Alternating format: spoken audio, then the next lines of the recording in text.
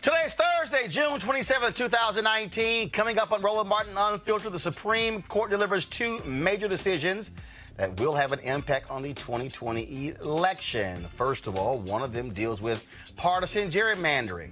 They chose to sit this one out, expect Republicans to go crazy. Some of the most obscene and extreme partisan gerrymandering you've ever seen. The other case involves the U.S. Census.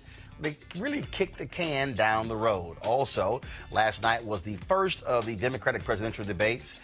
15 million folks watched it on NBC, Telemundo, and MSNBC. Okay, we'll talk about it. In Alabama, a black woman charged with manslaughter in the death of her unborn child. But here's what's crazy. Someone shot at her, but she's being charged with manslaughter. I told y'all Alabama folks out their damn mind. And a Florida police lieutenant and his crazy-ass white son go on a rampage against black folks in a restaurant for no reason whatsoever. Yes, that's our crazy-ass white people segment for today. It's time to bring the funk. I'm Roland Martin Unfiltered. Let's go.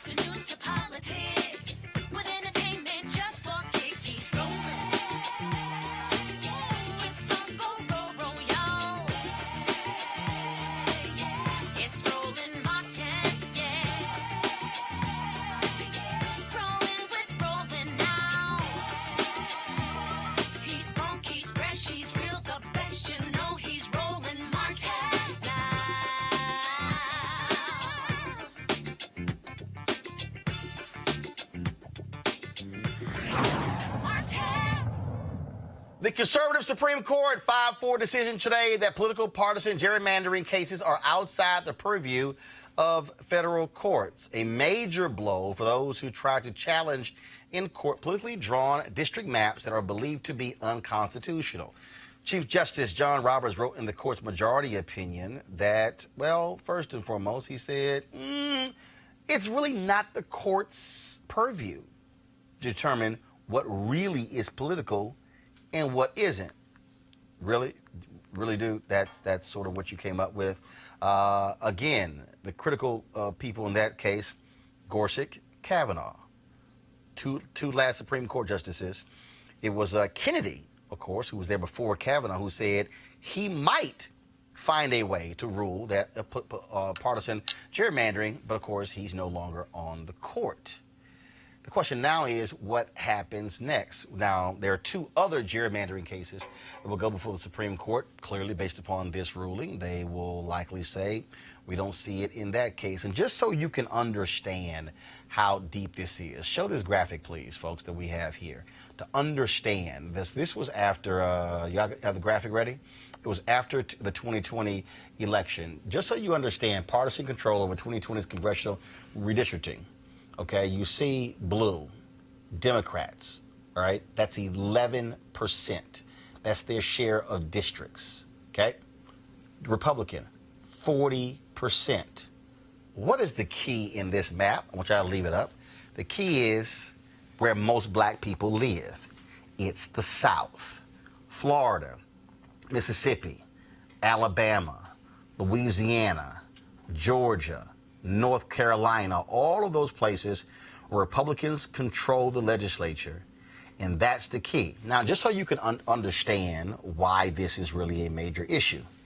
So if Republicans are controlling the legislature, they're controlling the drawing of districts. If they are controlling the drawing of districts, then they can make it harder for them to lose.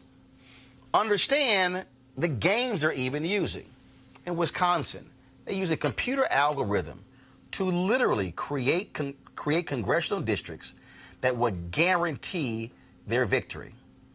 New York Times did a story that said if Democrats received 55% of all votes statewide in Wisconsin, they would still be in the minority when it came to the seats. In the North Carolina case, and here's the deal, 13 congressional districts. 10 were drawn Republican. 3 were drawn Democrat. One of the Republicans who was asked, how did you arrive at 10 for the Republicans and 3 for the Democrats? He literally said, we couldn't figure out how to give them less than 3. What the Supreme Court has essentially said is if you're in control of the legislature, you can do whatever you want and draw these districts any way you want to draw them. Joining us right now is Ashley Allison, Executive Vice President of Campaigns and Programs for the Leadership Conference Education Fund. And, of course, also our panel here, we have Greg Carr, of course, Department of Afro-American Studies, the Chair of the Department of Afro-American Studies, Howard University, and Lauren Victoria Burke, of course, with NNPA. I want to start with you. Also Kristen Clark, President and Executive Director, Lawrence Committee for Civil Rights Under Law, who also joins us. Allison, I'll start with you. Ashley, I'm going to start with you, then I'm going to go to Christian. This is what people don't quite understand here. Republicans have always understood, since Brown versus Board of Education, since the various Civil Rights Acts of the 60s, that they have to control the courts. Their anger was due to the court's decisions in the 50s and 60s. Democrats forgot how vital the courts are.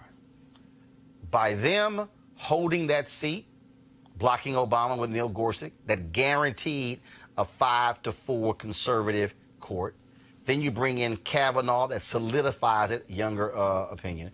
That's real. And so for them, this was one of the key cases.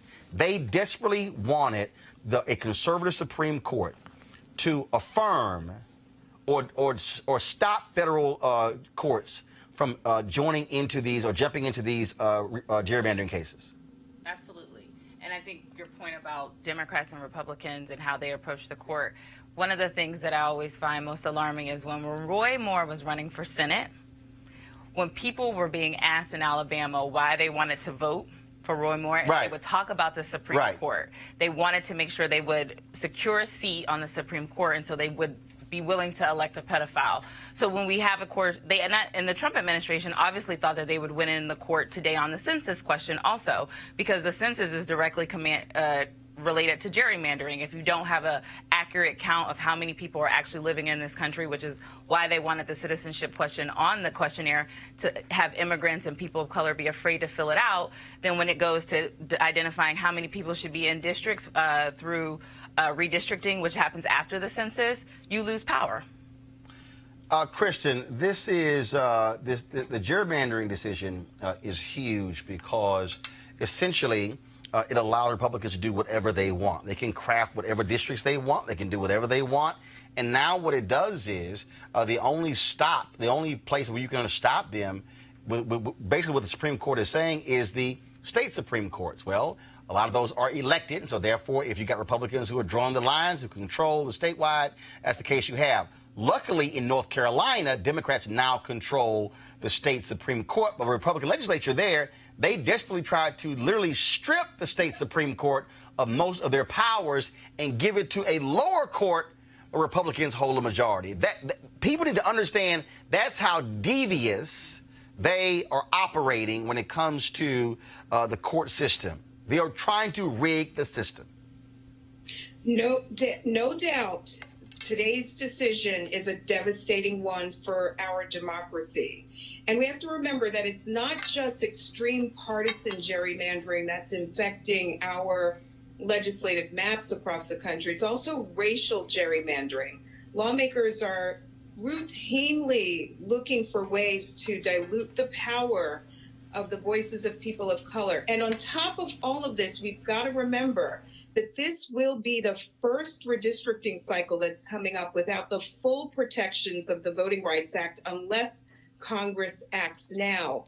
All of this creates a perfect storm, which means that we will have a redistricting cycle in our country at every level, the local level, county level, state and federal level, where we are seeing maps that harm the interest of Black people, Latinos, and other people of color, where they are packing us into districts and rigging the lines in ways that are intended to silence us. So this is an issue that we have to speak up about now. Today's ruling issued by the court is a setback for our democracy. Tomas Lopez, Executive Director of Democracy North Carolina, also joins us. Tomas, how you doing? Good evening. Great to be here. It was Common Cause who actually filed a lawsuit that went all the way up to the Supreme Court. Luckily, in North Carolina, the state Supreme Court has ruled here. But this has a devastating impact for other states across the country.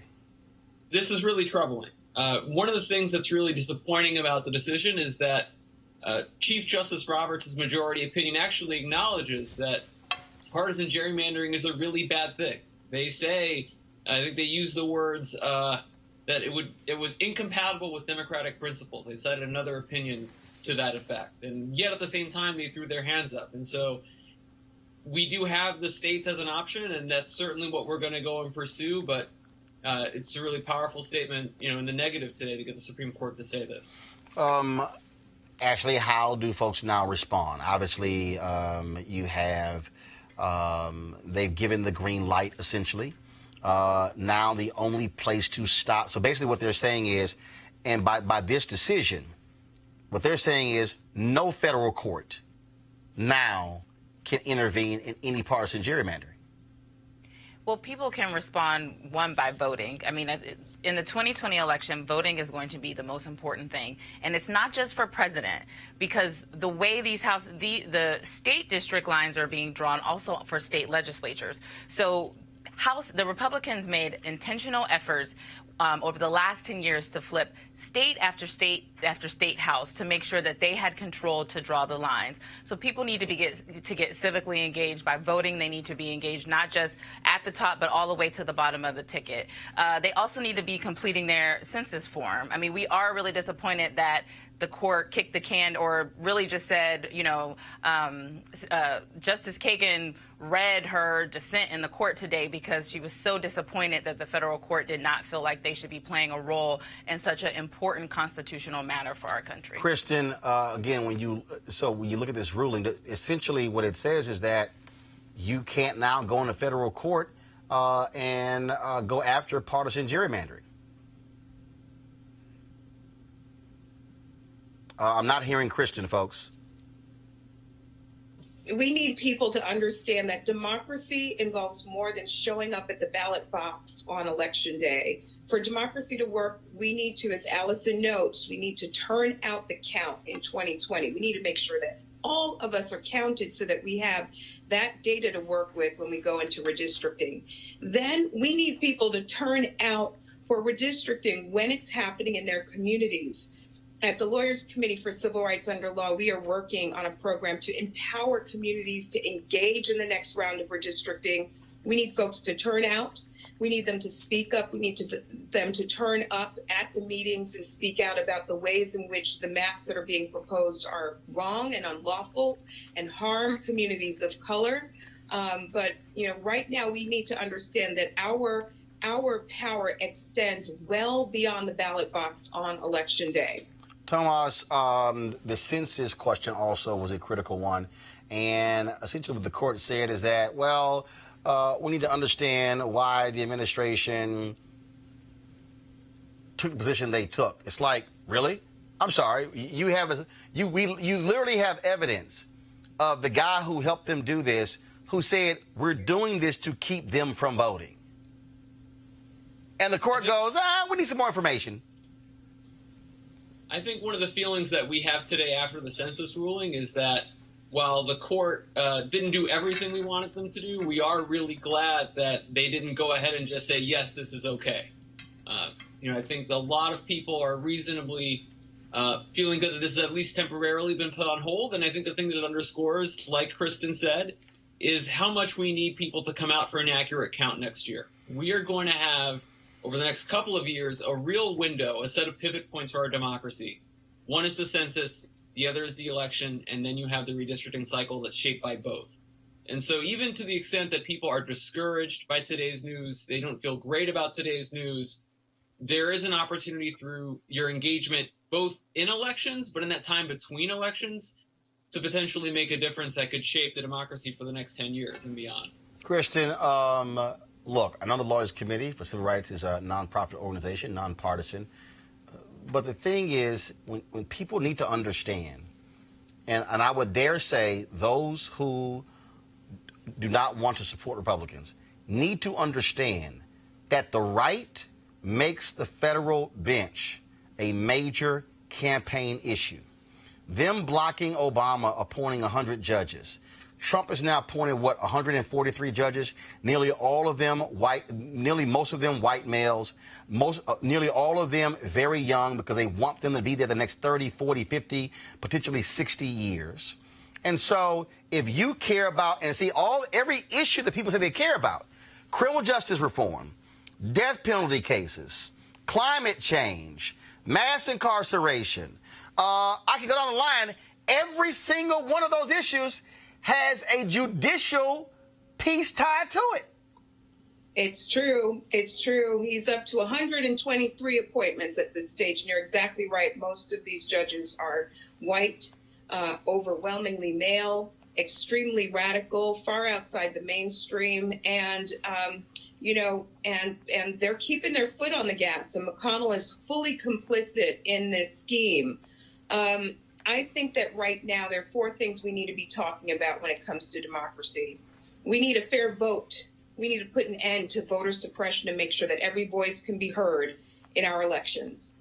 2, we need a fair count in the upcoming decennial census. We need everyone to understand. We need churches to mobilize. We need the barbershops. We need the hair salons, really getting communities of color to understand that they have to raise their hand and be counted in this upcoming census.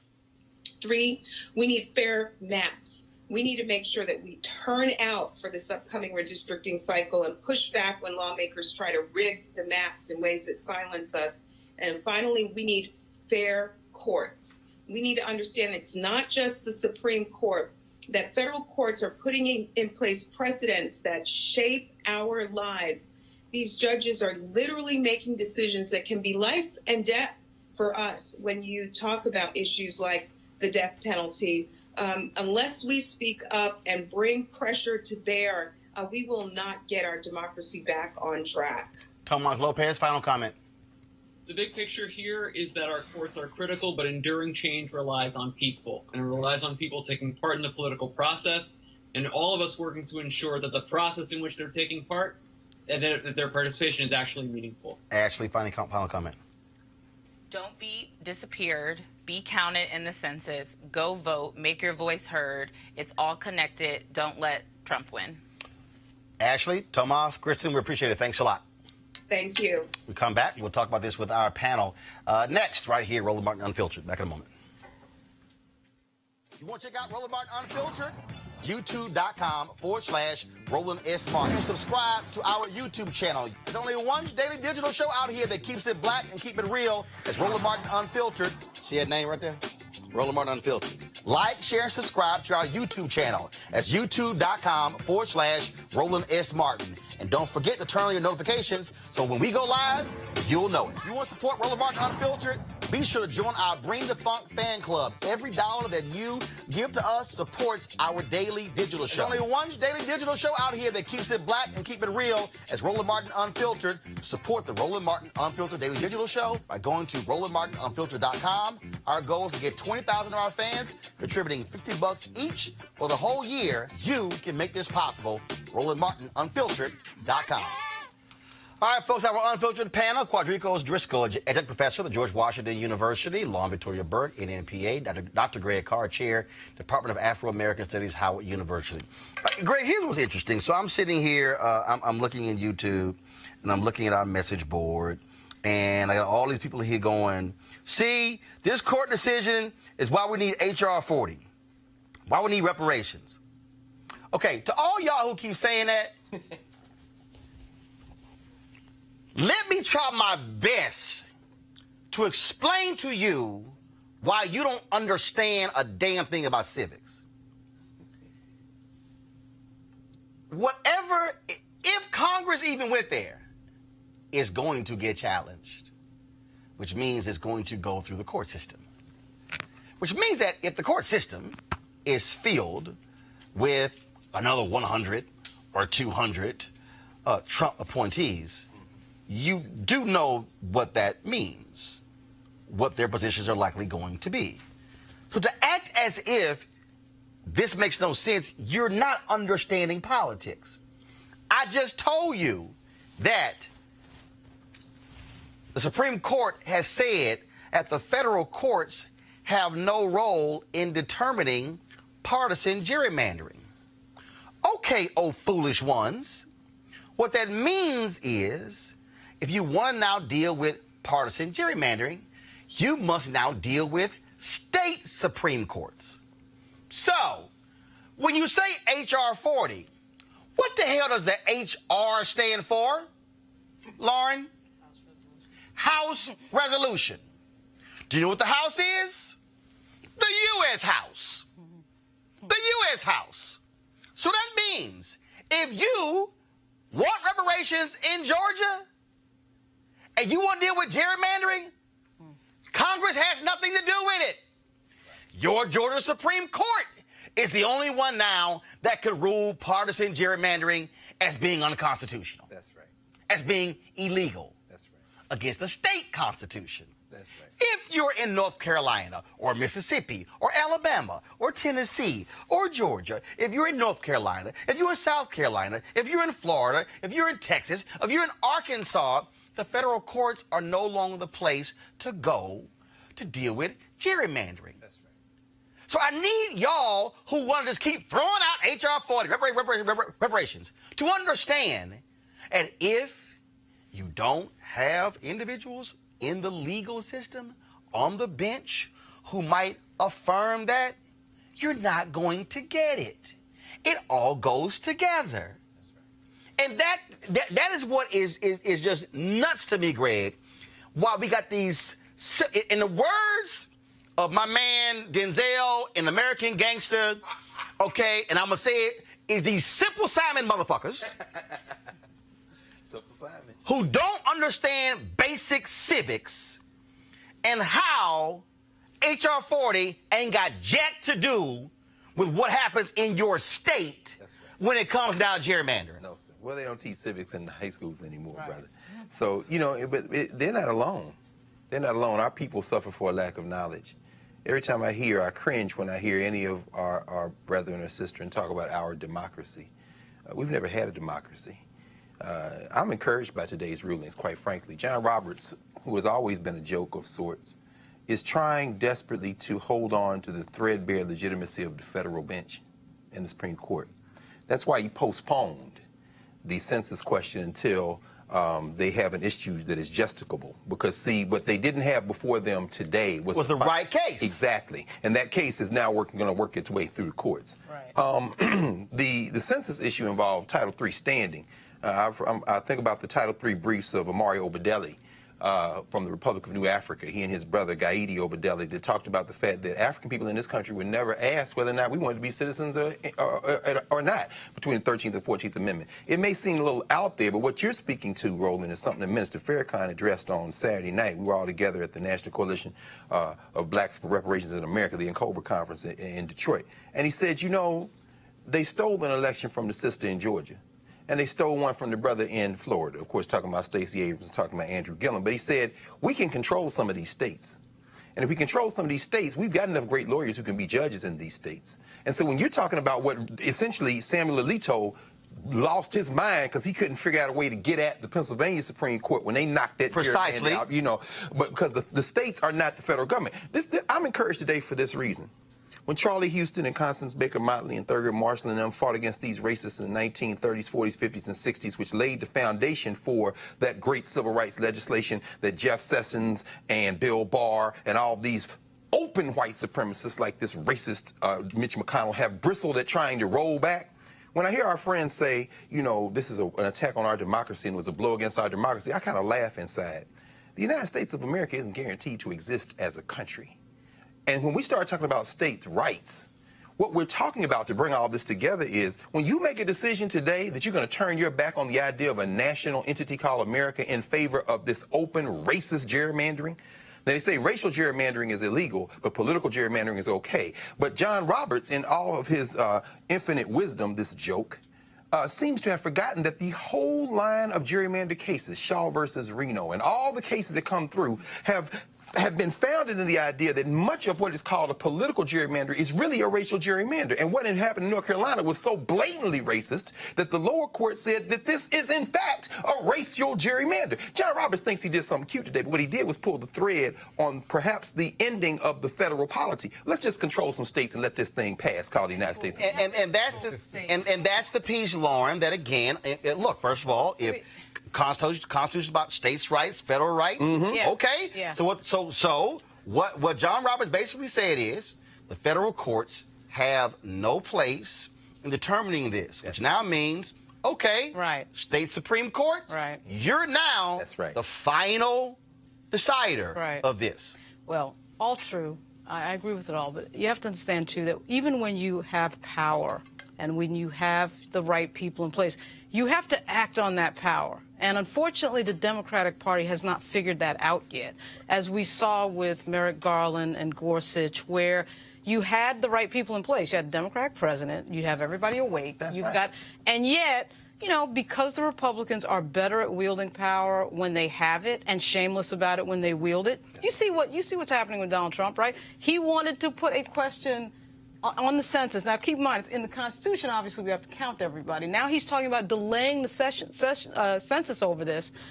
It's shameless, it's gangster, it's right out in front. And you still have the Democrats, and that's unconstitutional. You have the Democrats trying to figure out whether or not they want to bring up impeachment or not, trying to figure out basically whether or not they want to wield power. So at some point, because they're starting to get extrajudicial, right? So we are in a space where even when we have the right people in place, if you don't wield that power, none of that matters. All right, so the Democratic Party needs to fight fire with fire. Quadricos, do you like today's Supreme Court ruling? I have sort of mixed opinions, but essentially I agree with everything Brother Greg said. I mean, this is just racial gerrymandering. I think on the census question, particularly, you know, the court kicked it back to the lower courts, right? It's a murky decision. And I love how he phrased it. He thought it was doing something cute, but he kicks it back to the courts, to the lower courts. He says, I agree with certain parts, I disagree with other parts, and so here we left. Furthermore, this administration said he's going to delay the census.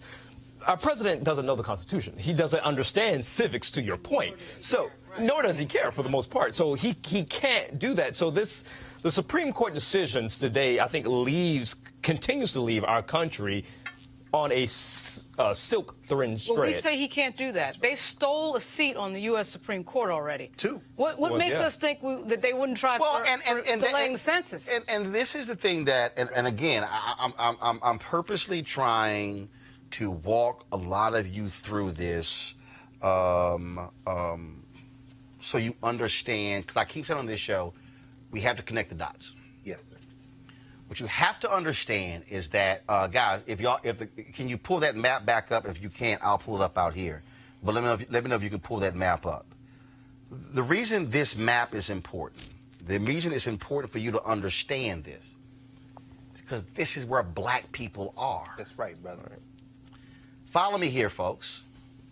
When we talk about gerrymandering, and again, you're not going to have folks explain this to you on these cable networks because they don't want to do that. Whoever controls the legislature draws not just congressional districts, but the state districts. They draw state Senate districts, state representative districts, which means that what they'll do is they will draw the state districts in their favor so they can maintain control, which is why Republicans have a supermajority in Florida. Democrats can't do jack. They used to have a supermajority in North Carolina. Until the last election, Democrats were able to convince these white folks like, yo, y'all getting screwed too. They've got supermajorities in a number of places. What does that mean? That means they can pass whatever they want. Democrats can't do jack. They can yell, scream, do whatever.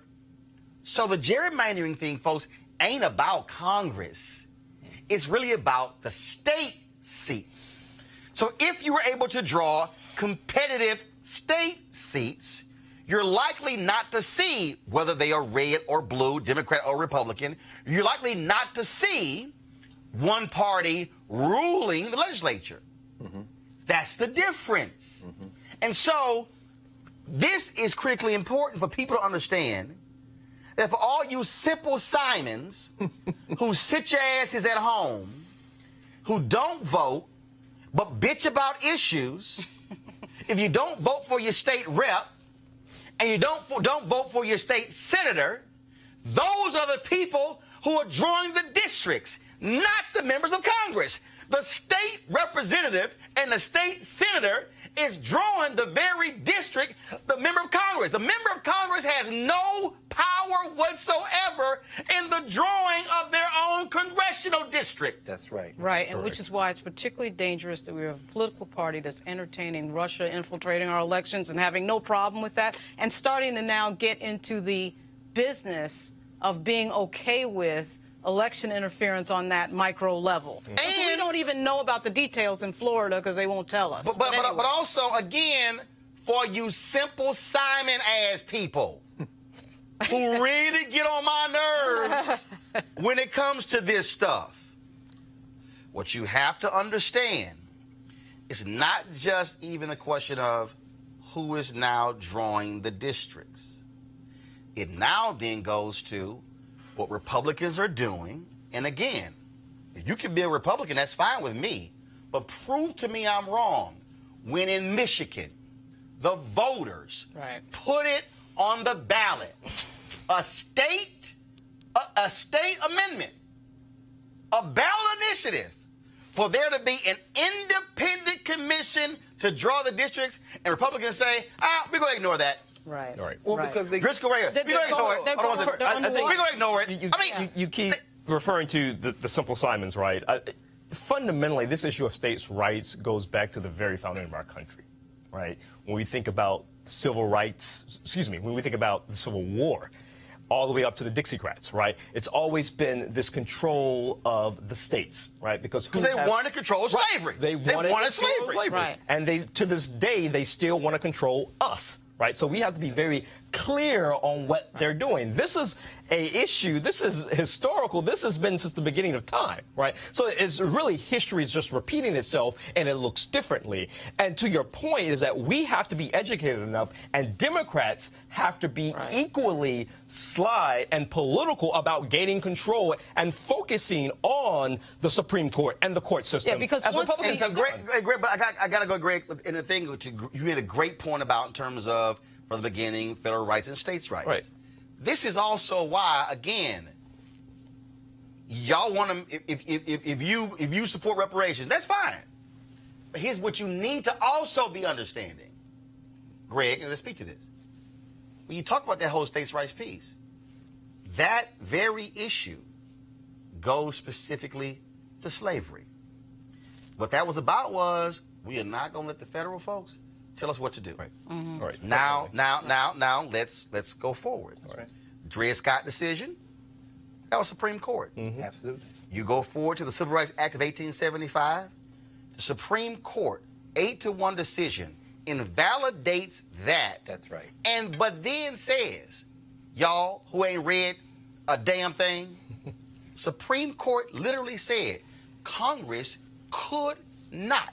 does not have the power to end segregation. Right. That's right. Right. Because they said it was a state right. That's right. Now we go through 92 years of Jim Crow. States can do whatever the hell they want to do when it comes to education, when it comes to busing, when it comes to everything. How does it get dismantled? Lawsuits, federal court, black folks go, no. If Trailways goes from Georgia into Florida, interstate commerce. Right. Then it changes. Right. Then conservatives say, damn, now they got us. And if y'all understand the system, it was because of Brown v. Board of Education. First of all, there were two, Brown 1 and Brown 2. Because of those Civil Rights Act, when you had the creation of all of these right-wing think tanks. Oh, absolutely. Yeah. And the creation, Greg, was solely to how do we ensure the courts never do this again? Absolutely. Well, Roland, you've just laid out the roadmap for how we beat this. We've got to be smart. And to be smart, we have to study. This isn't about hashtags or social media or disruptive technology or making the right movie or hitting the heartstrings. You see, there's never been a United States of America. Anybody who says that there has been, I know you got a digital platform now. Let's just lay it out for hour upon hour. I dare anybody to show me where there has been. What there's been is a settler state that has extended itself over a continent. And slavery was a compromise made between those areas in that settler state that didn't need it, that didn't need it directly, and those that did. That's where the Electoral College came from. Dred Scott was never completely overturned in the legal sense because Roger Taney created a notion of national and state-based identity. He says a citizen is a citizen of the state they're in and of the United States, as if there's something different. That's how he was able to create basically a federal blackness. But the Brown decision really turns on foreign policy. America couldn't keep doing what it was doing to black people as it was attempting to go out there and colonize the world in the wake of World War II. So what you have is a certain arbitrariness in federal court decisions. That's why dissents are important. Just like they talked about Justice Harlan's dissent in Plessy in the Brown case, the dissents that we see today, the one that Kagan read from the bench, for example, if the politics changes, that will become the majority, that will become law. And that's why we have to understand that we're looking at the legal universe, the American legal universe, as if it's mathematics. It's not math. This is politics. So you can't follow it from 1787 when they ratified the federal constitution to 2019 like these things make sense. They don't make sense. This is a racial gerrymander that they had the votes to overturn, so they decided to do it. But don't try to make this make sense in the wake of what has happened before. You just keep participating, and when you bang on them enough, you will be able to reverse this. But quit acting like you live in a country where they give a damn. Mitch McConnell's a white supremacist, and Russians and anybody else that will get him to his goal, he'll take it. Well, first of all, the Russians are also white supremacists. No, but here's the piece here, Lauren. When you talk about fighting, now, and I'm reading some of y'all comments. Y'all like, oh, Roland's trying to get us to vote Democrat. No, I'm trying to get you to vote common damn sense. When did you say that? Please, Roland. Right. I'm trying to get you to vote issue. This is very simple. This is real simple for me. This is real simple. If I support civil rights and Professor Driscoll don't support civil rights, I don't give a damn what the letter is. Yes.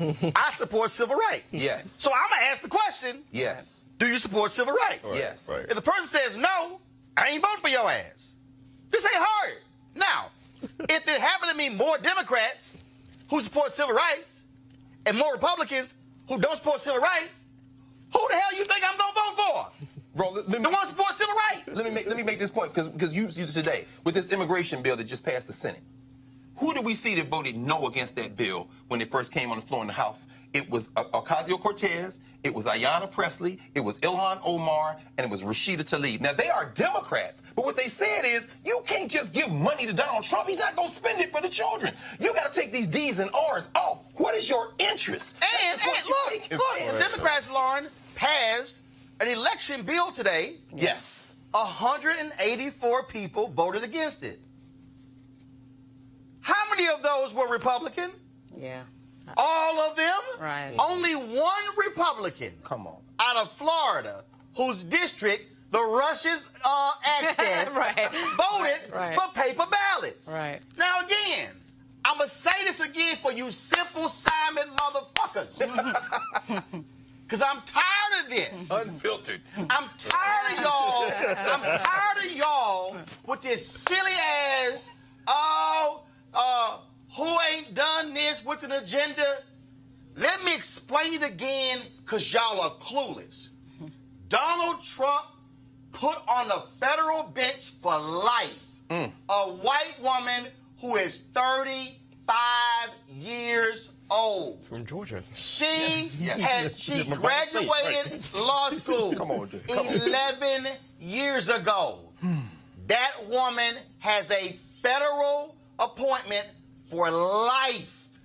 He appointed a white man in his 30s who has never in his life filed a legal brief. Let me unpack that again. This man has never filed a legal brief. Do you know how basic a legal brief is for lawyers? That man is now on the federal bench for life. So if y'all simple Simons really want to sit here and play around with Donald Trump potentially being here for 4 more years, let me unpack it one last time before I go to Lauren. The woman who's 35. What did I tell y'all? 2043, America will be a nation, majority people of color. Did I tell y'all that? Okay. That's 24 years from now. Do the math. She's 35. Plus 24, that means she'll be 59. Let me help y'all further. Judge Damon Keith, phenomenal judge, just died. He was 96. Let's say she lived till she 96. That means that when America becomes a nation majority, people of color, that white, far right wing woman will be on the federal bench another 37 years. But some of y'all want to sit here and play games when it comes to voting, Lauren. Yeah, well, the Republicans, again, on this version of the Republican Party understands what Very good point. what power and control And is. this is by design. Yeah, and they're willing to do anything to control the game, and they're going to massively resist. I mean, when you see an administration be in contempt of Congress and tell their people not to talk to anybody with no shame, they're now crossing over into Ignore subpoena. Right. I mean, like, the law doesn't mean anything. Ignore subpoena. We don't care. Once we arrive at the tipping point where they start to realize that they're outnumbered, and you saw, this entire presidency with Donald Trump has been about race. I mean, he said it before he even entered office, and now he's trying to implement policy to marginalize the largest minority group in the country. I am just and again, Greg, people need to understand. I ain't dissing reparations. No. I'm not dissing you demanding stuff from Democrats. I'm not dissing the demanding of a black agenda. But what I am doing is thinking a hell of a lot bigger than some of you small-minded ass people. What I'm saying is, Greg, we can't say, we care about civil rights. We care about this, while they over here putting people in power who will rule against every single one of those things. And what they don't understand is the politician might get voted out. That legal ruling is law. That's right. Is precedent. That's right. Absolutely. And the courts are loath to overturn precedent. That's right. All right. That's why I'm like, y'all, this thing is way bigger. It starts, though, with that election of getting that person in, just like you said before. That's right. But I'm telling you, the Democratic Party needs to understand that they need to wield power in a different way. Which is why, and they don't have that understanding. Again, a whole bunch of y'all still mad at me for calling Obama out. For appointing Merrick Garland. Right, exactly. And I don't give a damn what y'all think. Exactly. He should have picked a black woman because you know why? He should have created the damn tension. Right. The tension of a historic appointment of a black woman. Right. First in history. Right. In Leah Sears. See, y'all don't understand. In the history of America, this is with Merrick Garland. 109 people served on the Supreme Court. 104 were white men. Had Obama picked a sister, in my estimation, I agree. Right. Absolutely. Professor Driscoll, my estimation, the tension would have been old white men not even meeting with We this would have sister. seen, 1992 over again. That would have been, you would have had months of, what the hell are y'all doing? And the reveal was he was trying to accommodate Mitch McConnell. And Orrin Hatch. And Orrin Hatch. Work. And the rest of the Republican senators. And said this isn't good enough. And I believe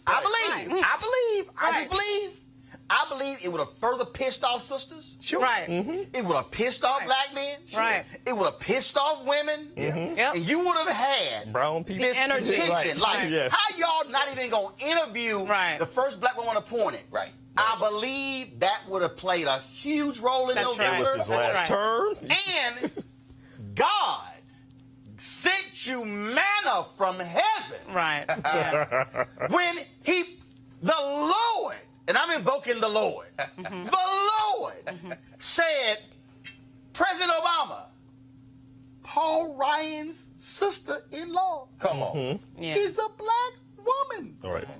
who you already appointed to the federal bench. Right. Yo, do you understand how perfect Right. But the sister-in-law to the Republican Speaker of the House could have been appointed to the Supreme Court, and he would have had to go, do I say my sister-in-law, who's already a federal judge, shouldn't get a meeting? It was it. No, he picked the old white guy. Go ahead. I'm sorry. Because Barack Obama believes in America. Didn't want to play hardball. Right. But that's Right. not, Exactly. that's not his character. Exactly. You see, and that's one of the reasons why I am encouraged about this political time. Well, I'm saying that, you know, since there has never really been an American concept, these Negroes who think that somehow they can appeal to somebody's conscience or Right. sense of national Right. interest. And Barack Obama, it wasn't his character. It's not his temperament. He can't ball his fist up. And so he did what his temperament led him to believe he should do. And he didn't miscalculate on who Mitch McConnell and them were. He's willing to risk it all, which in this case includes us as hostages in his Right. worldview. Right. But let's be very clear about this, because a lot of people talking about reparations. Now, I'm glad we're talking about it, but they don't understand the history of reparations. They don't even understand the political strategies of reparations. One of the reasons why the 5-state articulation was made by Mario Deli, the Republic of New African People's Organization, was that reparations isn't about asking somebody for anything. Reparations is about, out of a position of strength, making a demand. Now, once you have political control over some states, Mississippi, Alabama, almost majority people of African descent now in Mississippi. If you seize political control, and mind you, these are Gulf Coast states. They got ports in Mobile, New Orleans. Once you do that, reparations becomes feasible in part because the federal government going to have to make a decision. Do you want these people to exercise control over their lives locally? And let me just say this very quickly. As long as Alabama, I know the story, you know this sister who got shot and then her baby died, they're going to charge her. Alabama wants to be a Jim Crow state. Yes. Y'all stop playing football for the University of Alabama. There you and go. watch how fast they start changing these There you laws. go. We have to now become... There are other SEC schools to go to. That is Right. exactly right. Right. We have to now be smart. And Barack Obama, God bless him, as brilliant as he was, as his terms of his capability, his lack of courage, and yes, the man did not have a lack of courage. Man had a lack of courage. His lack of courage cost black people in this country. So we have to hold him to account for what he did. That was just not only a missed opportunity, but that opportunity is going to come back around again. Right. And we got to stop acting like, oh, this was a tragedy. Stop all that victim language and seize the political control of your life. Y'all, this is about See, I don't- power. Hold on 1 second. This is about power. Last night, of course, the first tier Democrats had their debate. And here's a roundup of what they talked about last night. So yes, I'm with Bernie on Medicare for All, and let me tell you why. I've spent a big chunk of my life studying why families go broke. And one of the #1 reasons is the cost of health care, medical bills. And that's not just for people who don't have insurance. It's for people who have insurance. Look at the business model of an insurance company. It's to bring in as many dollars as they can in premiums and to pay out as few dollars as possible for your health care. That leaves families with rising premiums, rising co-pays, and fighting with insurance companies to try to get the health care that their doctors say that they and their children need. Medicare for All solves that problem. And I understand there are a lot of politicians who say, oh, it's just not possible, we just can't do it, it's have a lot of political reasons for this. What they're really telling you is they just won't fight for it. Well, health care is a basic human right, and I will fight for basic human rights. I'm going to use 20 of my seconds just to say there's one thing we don't all agree with when it comes to guns, and I think it's common sense, and over 70% of Americans agree with me. If you need a license to drive a car, you should need a license to buy and own a firearm. And not everybody in this field agrees with that, but in states like Connecticut that did that, they saw 40% drops in gun violence and 15% drops in suicides. We need to start having bold agendas on guns. When it comes to the Supreme Court, very clearly, I agree with my friend, Secretary Castro, we are going to get to 50 votes in the Senate. This is a team sport. Whoever is our nominee needs to campaign in places like South Carolina because we can elect Jamie Harrison. They need to campaign in places like Iowa because we can win a Senate seat there. This is about getting us back to having 50 votes in the Senate and more so that we can not only balance the Supreme Court, but start to pass an aggressive agenda that, frankly, isn't so aggressive because most of America agrees with the policy objectives of our party. Vamos a tratar cada persona con el respeto y dignidad que merecen como humanos. We would not turn back Valeria and her father, Oscar.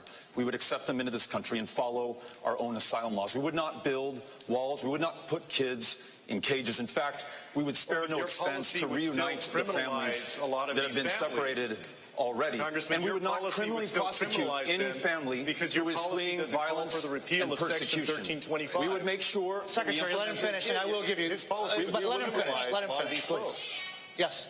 We would not detain any family fleeing violence, in fact, fleeing the deadliest countries on the face of the planet today. We would implement a family case management program so they could be cared for in the community at a fraction of the cost. And then we would rewrite our immigration laws in our own image. Free dreamers forever from any fear of deportation by making them U.S. citizens here in this country. Invest in solutions in Central America work. Okay, I can't play no more of that. I can't play no more of that. Oh, and here's why. I just want y'all to understand something, okay? I know. Look, my staff, I appreciate y'all. They put together a nice 5.5-minute roundup. That's too damn long, okay? It's going to be a debate tonight. Hell, it's going to be another debate in 2 weeks. Then they're going to have a debate every single month between now and I think April, okay? So let me also, just so y'all understand, I put this tweet out, and again, look, I know 15 million people saw the debate last night. I appreciate that. I understand. But I need to show y'all this because you need to understand how this stuff must stay in perspective in terms of what's going on. I'm looking for, it was a tweet, and here it is, okay? Go to my iPad, please. This was a tweet that was sent out by this, and it says, polling at this point in the GOP race in 2015. Jeb Bush, 22%, Scott Walker, 17%, Marco Rubio, 14%, Ben Carson is 11%, Mike Huckabee, 9%, Rand Paul, 7%, Rick Perry, 5%, Ted Cruz, 4%, Chris Christie, 4%, Carly Fiorina, 2%, Donald Trump, 1%. Do y'all understand? What I'm trying to explain to you is a whole lot of stuff is going to change. I could pull up polling numbers from 2007 at this point showing Barack Obama down 25-plus points to Hillary Clinton. I'm just letting y'all know, right? A lot's going to change between now and January. Most of these folks are going to be dropping out, okay? People down there, 1%. De Blasio, he ain't going to be there. Delaney, he ain't going to be there. Swalwell, he ain't going to be there. All the people going to be gone. Just letting y'all know that, okay? Look, and it's some nice people, but they ain't going to make it. So we ain't about to spend a whole lot of time going over one debate when there's going to be 18 more between now and January. But, Lauren, I want to go to you. This is the thing that what I did see last night, which I think has to continue, because I think this is where the Democrat electorate is. You have to also understand the animal you're running against. This ain't time for love. In the words, in fact, Erica Alexander, I'm going to pull it up. I'm just going to play it for y'all, because I remember y'all played it before. She broke down where we are. Democrats have to assume a fighting posture. Yeah. All this bullshit of Joe Biden, oh no, I'll be able to work with them once Trump gone. No. This is called when we take over. That's right. Yeah. We about to take over. This means that if we take control of the Senate, y'all ain't. We about to run a train. It's gonna be a speed train. I thought you gonna read that stage. I'm just saying. It's one of the reasons. They have to assume a fighting posture. Yeah, it's one of the reasons why paying attention to these 20 people, though tedious at this point, it does matter, because you do have to figure out which one of these 20 people can get on the stage with Donald Trump and at least equal him in speed and ferocity to a point where they can win the embarrass election. him. Right. Right. And you see Biden, of course, trying to appeal to some of the Trump voters. You saw Delaney last night try the same thing, which is sort of comical.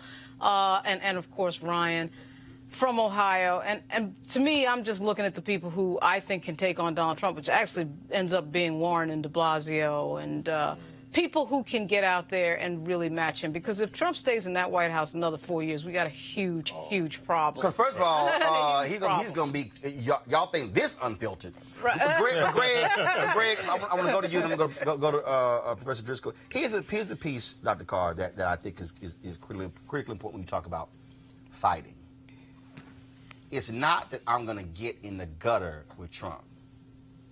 But what it is I'm going to stand on the edge of that gutter and kick your ass in the head. No question. I ain't going to get down there. See, I think other Democrats go, I don't even just want to go. No, I want to, I'm like, all that. When they go low, look, I know Michelle Obama said when they go low, we go high.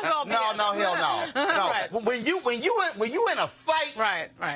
And if there's a tire iron sitting right here, Right. you don't go, well, no, we should punch with our hands. No. I want to knock your ass out. Absolutely. I'm going to grab a tire iron, a 2x4. I'm going to grab a pipe, anything to end this fight.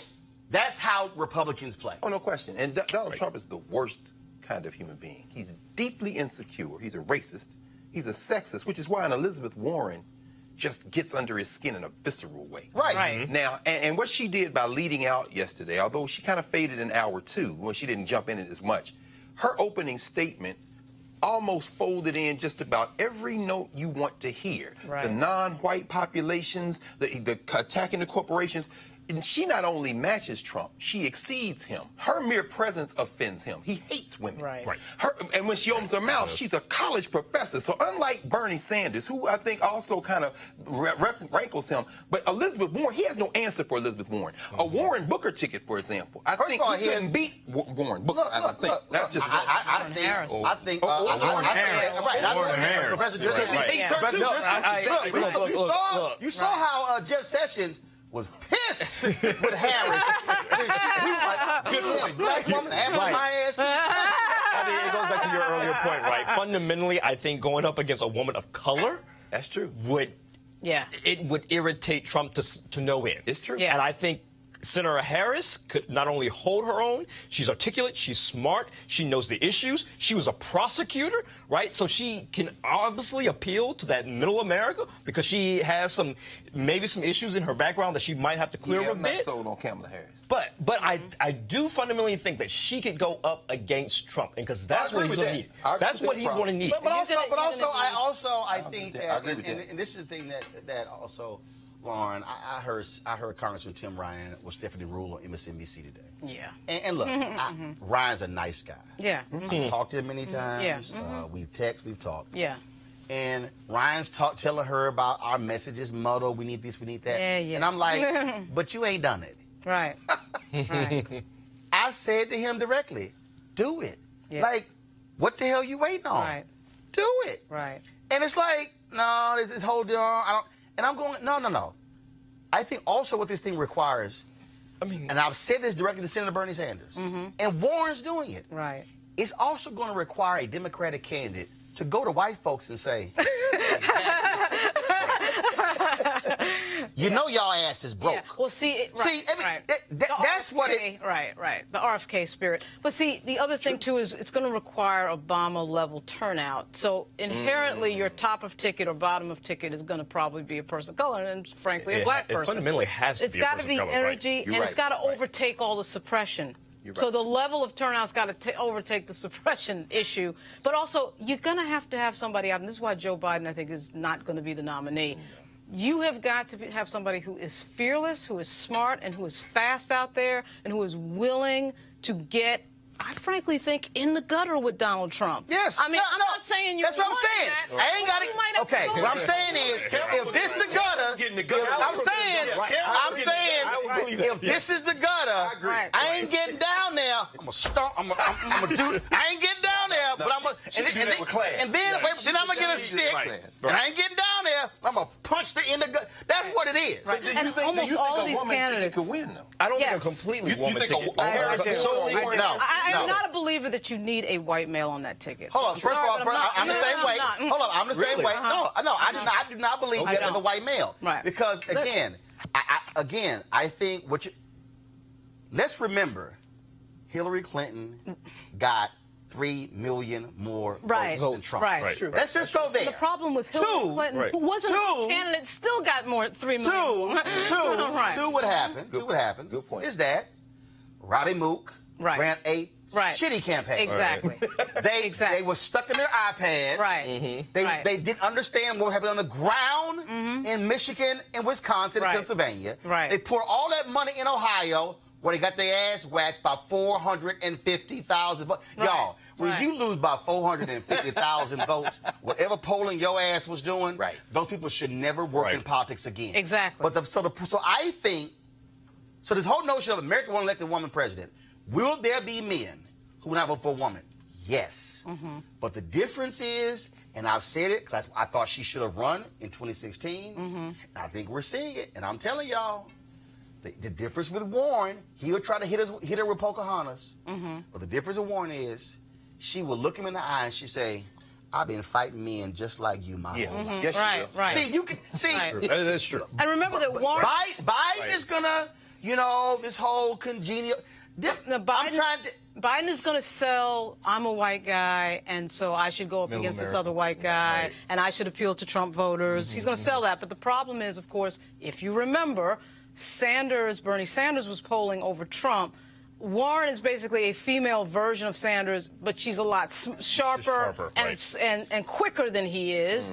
And I think, frankly, a little bit more of I think she's more incisive in her attacks and in her way of just sort of presenting during a debate. I think Trump is going to have a problem with him. She was definitely succinct, smart, So tonight, we'll see what happens tonight. Of course, you're going to have Biden on stage, Sanders on stage, Senator Kamala Harris on stage.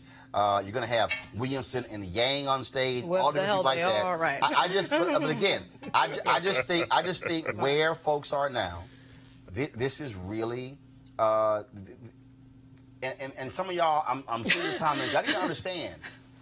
I ain't playing. Y'all need to understand. We ain't playing games here. This is not about the next 3 or 4 years. That's right. Yeah. Y'all need to understand. Take some time. Literally. I need y'all to understand why I use Trump Lives Matter, why we tried to tell you the hashtag, why I hold this man in contempt, why you do not hear me ever refer to him as president or Mr. because he does not deserve those titles because he has no respect. I'm trying to get y'all to understand that what we are dealing with literally, is the future of the country. Yep. Right. What we're dealing with ain't the next 4 years. No. It's literally the next 25 to 50. I will be 74 in the year 2043. Inshallah. You make it. Black men ain't guaranteed. I'm just letting y'all know. Right now, my dad is 72. Come on. I'll be 73. Do you actually think I want to see an America that's now a majority of people of color and the Republicans have locked in power for the next century? Again, this ain't about Republican, Democrat. This is about issues. This is about the planet. It's about power. This is about education. This is about civil rights. That's right. I can go down the whole line. Inslee made the point. This is about climate change. This is destroy the planet, bro. Seriously. And folks are sitting here running around thinking like, oh, okay, I hear you, but this really ain't important. No. Roland, I'm not playing that game. If you live in Miami, if you live in New York City, and little Haiti in Miami, for example, now they realize that's prime real estate because as the water rises, it's on high ground. Now you see them getting literally pushed out of their neighborhood because they need that property. What I'm saying is, so when these right-wingers sold out to these corporations, when you see them basically erasing regulations, They're going to make it so that if you don't have any money in this country, you're Right. going to die. In New Orleans, you're not going to be alive. Do you understand it's going to be underwater? Right. I mean, please, I'm glad you're making this point, Roland. You got to keep hitting that. And Kamala Harris, if Kamala Harris and Elizabeth Warren on a ticket together could be... You're right. She'll get in the gutter, but Kamala ain't gonna get in the gutter and be nasty. She gonna get in the gutter with shade. And you're right. There is a hatred there. But we're not playing for 4 years. You're absolutely right. We're playing for the future of basically human life in many ways. You gotta fight. And so here's the deal, y'all. I know we have some other stories. I'm gonna get to those tomorrow. But I'm gonna end the show. This was the interview that I did with Erica Alexander. Y'all remember her from Living Color. She's down on Black Lightning, and I did an interview with her along with Be Woke Vote. And I want y'all to listen to the end of what she said here, because this is really where I am, and this is where y'all need to be as well. You either going to help run it or they're going to run it for you. In order to get anything done in this world, we have to work with the system that's there. And you have to have the courage of your convictions. You may despise me, you may not understand my choice, but at least you can respect that I stood in it. If you're outside the mainstream, nobody can push you aside any further. Life makes you jaded, and it hurts you, and it's painful. And we've had a lot of pain in this country. Trump can show up and say anything, and they can just go, oh, yeah. The African-American community was great to us. They didn't vote. You know, he just called you stupid. Did you hear that?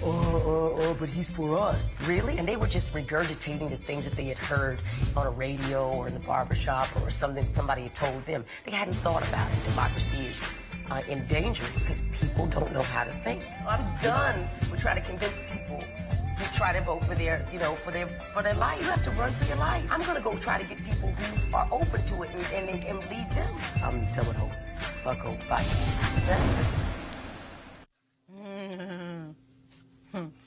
That's it. That's it. Now look. Now let me go here. So I know some of y'all probably say, damn, Roland, I ain't never heard you cuss this much. This actually happened. A number of years ago, Nightline, Ice-T was on Nightline with Ted Koppel and Dr. Alvin Toussaint. And so they sit on the show and they're talking about lyrics and stuff like that. And so Ted Koppel goes, Ice-T, what is it about, the language? And Ice-T says, Ted, y'all understand, if I could get this clip. Matter of fact, I'm going to send an email to somebody at ABC. I need to get just this clip. Ice-T said, Ted, you need to understand something. He said, black people cuss for emphasis. He said, for instance, white people will say, Johnny, put down that knife. Black people, Johnny, put down that goddamn knife. He said, it creates a whole different tone. Ted Koppel goes, Dr. Toussaint, your thoughts on what Ice-T had to say? Alvin Toussaint, Harvard professor, all degrees, goes, well, Ted, Ice-T has a point. So sometimes when you hear Erica say, fuck hope, come on, fight. Come on. That's 3 words. There it is, brother. That 3 words right there sums it all up. Yeah. I'm just saying. All right, y'all. We'll watch the debate tonight. It'll be about 30 more of them, so we'll see what happens tonight. Here's the deal, y'all. Ain't no other place. No. There's no other place that's going to have the kind of realness with this conversation we had today. So this is what I need y'all to do. I'm just going to be straight up. We cannot do this without you. Okay? We cannot survive on advertising alone. We need you to become members of our Bring the Funk fan club. Your support makes this possible. Your support allows us to be free. I'm already planning. Once these candidates whittle down, we're going to have post-debate analysis. Y'all ain't got to watch all that nonsense where you don't see any black people except one person on CNN or MSNBC or Fox News. But see, here's the piece. We can't do none of that if this don't exist. We have to create it. And so what I want, if 20,000, just break it down, if 20,000 of our followers, that's it, 20,000 contributed $50 each for the whole year. Shows paid for a whole year. Staff, cameras, everybody, our travel, all paid for a whole year. That's why we need you. Now, a lot of y'all been freeloading. Y'all be like, oh, I love the show. But I'm trying to tell y'all right now. And here's a piece here. This ain't TV One, where Alfred Liggins made a decision to cancel it. This ain't CNN, where they chose not to give me my own show in 2009. This is not MSNBC, where even the folks who got black shows over there won't invite me on. Come on now. So there's no person who can cancel this show but me. The only way this show gets canceled if we simply don't have the dollars to make the show possible. And so we need your support. We need you to go to RolandMartinUnfiltered.com, join our fan club. And again, every single one of you can make this possible. And yeah, 20,000. We got about 2,500 folks members of our fan club. Literally, another 18,500. Come on. Yo, we literally don't have to raise another advertising dollar. That means that we don't have to have, not a single company has to sponsor us, and this show will be paid for, and we will do 235 to 240 one-hour shows. That's every day. We'll take off for the last 2 weeks of the year, and we're in business. And so we want you. I know you got to go with for emphasis. Just tonight, there's nobody's gonna cover the Supreme Court like you did. The connections you have, the people who are on Skype, you had your brother coming from North Carolina. There's nowhere showing that. 20,000 people, that's nothing, man. Let's just get this done. I mean, I'm a contributor. I need to go and contribute, and some more. I mean, an annual contributor, meaning that comes in every year. Let's do this. This is not that hard. And they're going to cry if it disappears, because this is the most crucial time for this now. Absolutely. Right. And so, folks, go to RolandMartinUnfiltered.com, join our Bring the Funk fan club, and we certainly appreciate it. And, of course, don't forget, you also get your code, discounts to books on the website, and then we'll soon have my pocket squares or other items on the site as well, items for sale. So all of that right here, RolandMartinUnfiltered.com. All right? Make it happen. Folks, I got to go. I'll see y'all tomorrow. Holla!